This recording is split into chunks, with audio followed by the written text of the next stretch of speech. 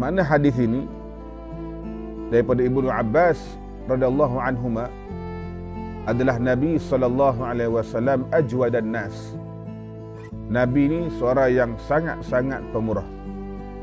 Wa kana ajwada ma yakunu fi Ramadan, dan Nabi menjadi lebih pemurah bila mana masuknya bulan Ramadan, ketika bertemu dengan Jibril alaihi salam mengajarkan Al-Quran kepada baginda Nabi. Dan adalah Jibril alaihi salam bertemu dengan Nabi pada tiap-tiap malam daripada bulan Ramadan. Maka mengajarkan Al-Quran kepada Nabi sallallahu alaihi wasallam.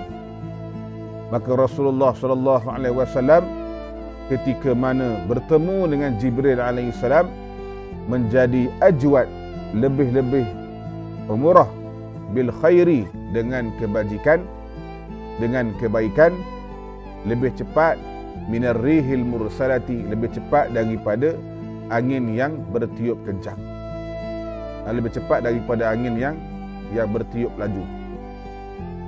Dan dikeluarkan oleh Imam Ahmad dengan tambahan pada riwayat yang lain mengatakan la yus'al an syai'in illa atahu, tidak diminta daripadanya sesuatu melainkan akan diberikan kepada orang itu.